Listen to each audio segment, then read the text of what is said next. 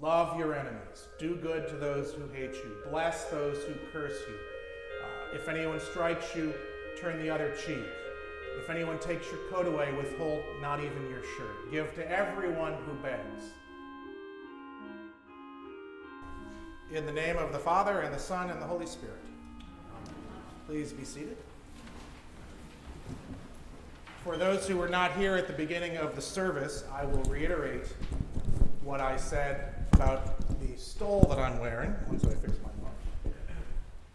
Normally, we wear the chasuble and stole that matches, but right before church started, one of our parishioners, Missy Kissab, who's in our choir, gave me a gift of 2 stoles. This is one of them, and they were both handmade in Africa. She has been there for the last couple of months with her family, and I'm very grateful for this gift.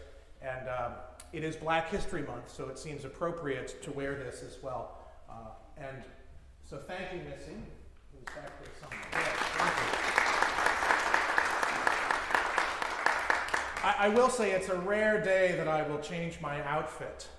So if you give me a gift that's handmade in Africa, I will probably consider wearing it for what that's worth. But thank you. The readings for today are, if you were going to, well, let me start with the context of it. The gospel today is from St. Luke's Sermon on the Plain. We read the beginning of that last week, which starts with the Beatitudes, which are slightly different from the ones you may know from St. Matthew's Gospel. But it continues throughout chapter 6, and the Sermon on the Plain given by Jesus is a little shorter and a little different from the Sermon on the Mount, which appears in St. Matthew's Gospel. This is sort of the middle of it. And you could do worse, I think, than to take this passage and put it on your fridge or put it into your wallet and carry it around as sort of a reminder of what it looks like to be a Christian in the world. Love your enemies. Do good to those who hate you. Bless those who curse you. If anyone strikes you, turn the other cheek. If anyone takes your coat away, withhold not even your shirt. Give to everyone who begs. You could do worse than this. This is a hard thing to live up to, but it's sort of a roadmap of what being a Christian looks like. And it can take a lot of different forms. Our opening reading from Genesis gives an example of a fractured family, Joseph and his brothers. And if you know the story, there's some deep background. They sold him into slavery into Egypt. So there was a pretty good reason for him not to like his brothers. And they come back together. I'm sure it was quite difficult, but that's that story. So there's one thing. If you have a fractured family issue, and most of us do somewhere, especially with people living all over the world, this might be a good week to begin to pray over how you might help repair that breach. But there's other ways. You could think of outreach. The church does a variety of different, our church, every church, does a variety of different outreach activities. We are involved in feeding programs and clothing ministries and things of that sort. It's worth reminding everyone that it doesn't, just like there's Christians, lots of them, in Africa, different other side of the world. We don't, in terms of how we think of Christians, ever stop to think and say, well, this Christian doesn't look like me or is from a different part of the world or speaks a different language. The Anglican Communion and Christianity in general is around the whole world and takes a lot of different forms, and that's a really beautiful and wonderful thing. And our outreach projects reflect that. It's usually called non-sectarian, as in you don't distinguish when you're feeding somebody what their background is, what they look like, what their economic background is, what their culture was, what their religion is, that sort of thing. And usually people have no issues. A sandwich to a hungry person is a sandwich to a hungry person. This past week, I had an interesting experience. Actually, it's been going on for a couple of months and even deeper and longer than that. But you may have gotten an email if you check your email, and if you're on our e-blast. Both of those things are fairly important if you want to know what's going on in your church. But you may have gotten an email on Friday, and I hope you did, noting that our parish next Sunday at 5:30 p.m. is hosting a gathering of hearts and homes for refugees. And I did not pick the opening hymn, but did you notice that there was in the opening hymn a line that said, happy hearts and happy homes? That's a nice coincidence.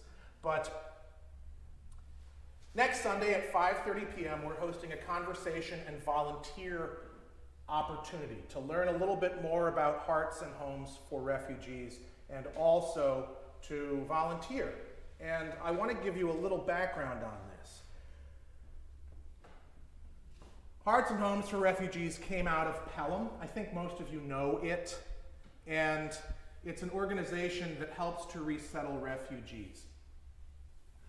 Our parish has had parishioners involved in this from the beginning. I think it started in 2016 or 17-ish.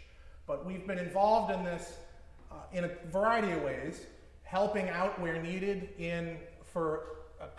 there's been a family that came in, there was an individual that our parish sponsored entirely, and some of us worked on that. And there's a steady stream of refugees coming in for obvious reasons. But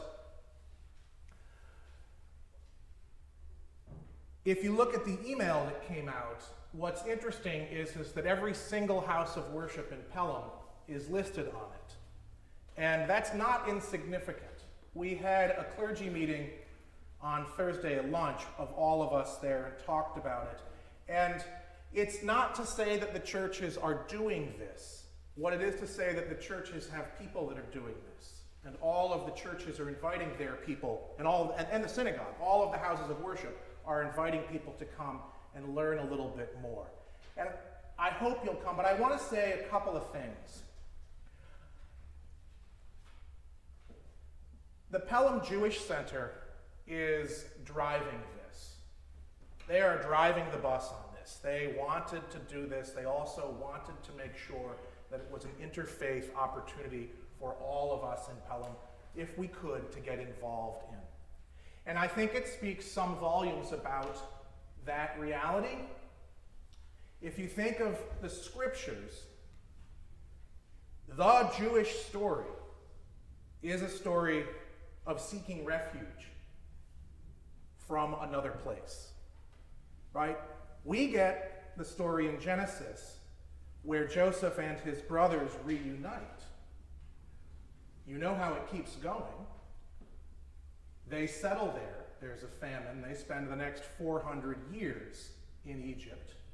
The generations die off. They are enslaved in Egypt. And they escape back to the Promised Land and spend 40 years wandering in the wilderness until they show up in the Promised Land. But they are basically refugees.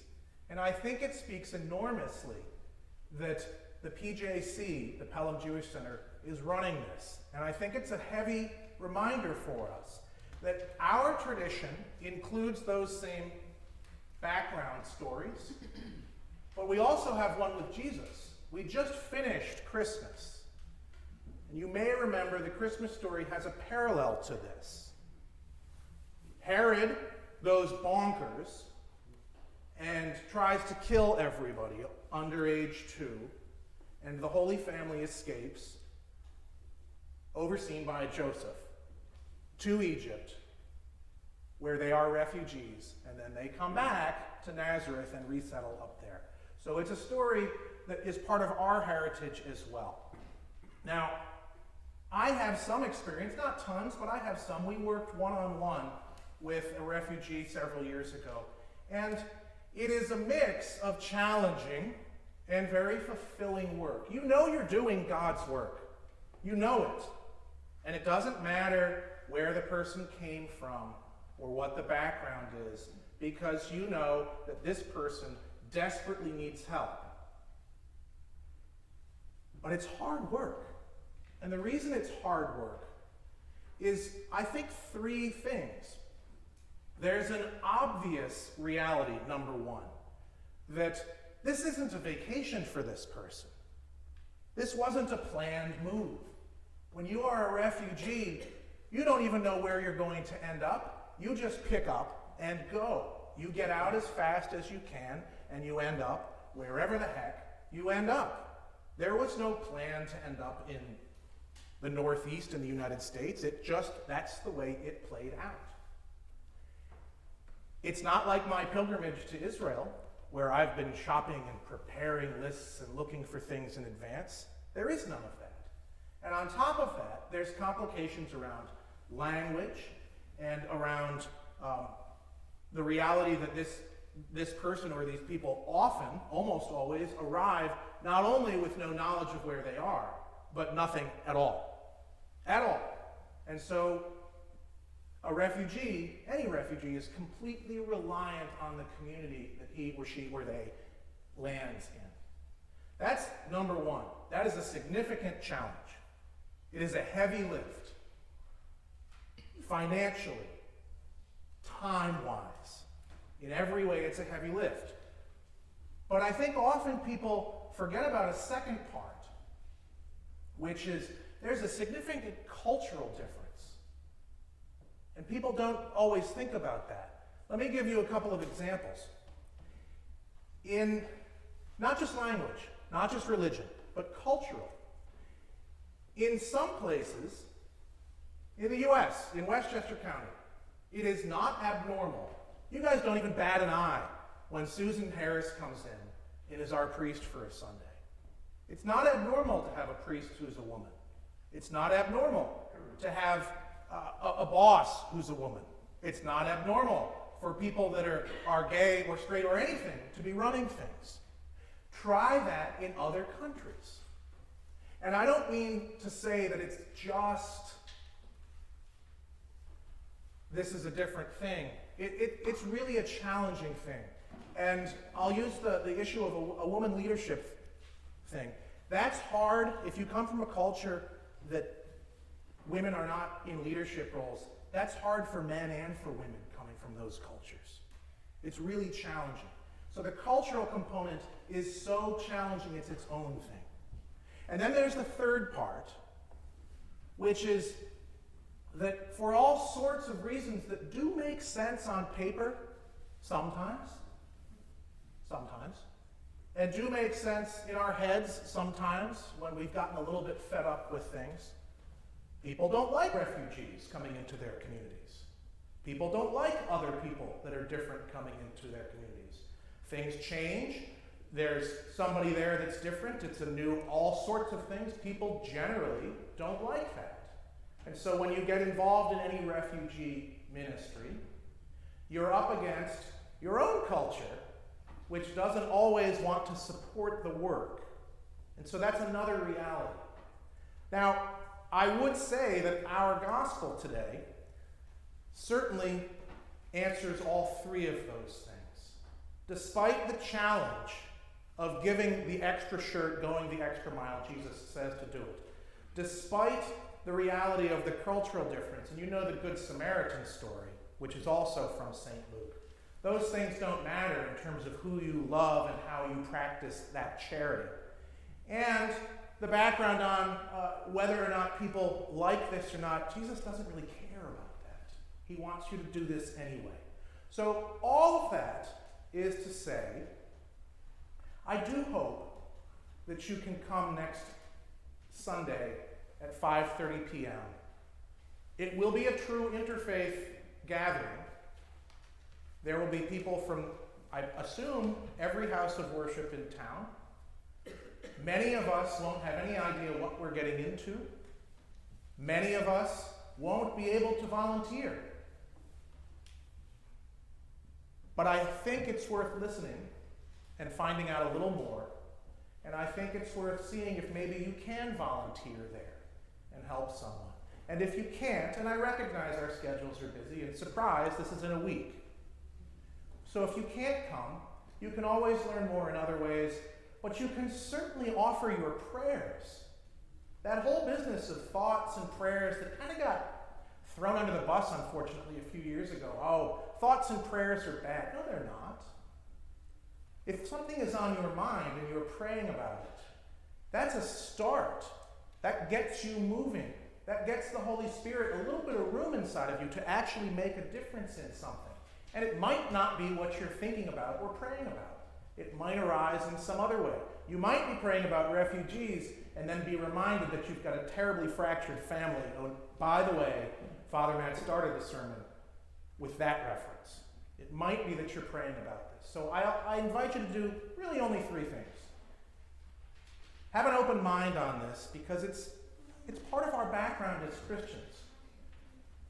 2, if you can come with open ears to listen, to learn, and maybe you'll be inspired by your schedule or the gifts that God gave you to be involved in some way. And 3, if you can't, please do keep all refugees and people that care for refugees in your prayers. We would never want that to happen to any of us. You would never want to be a refugee. You would never want to be completely reliant on another community that doesn't know you and might not even like you. So God bless them, and God bless everyone that helps them. In the name of the Father, and the Son, and the Holy Spirit.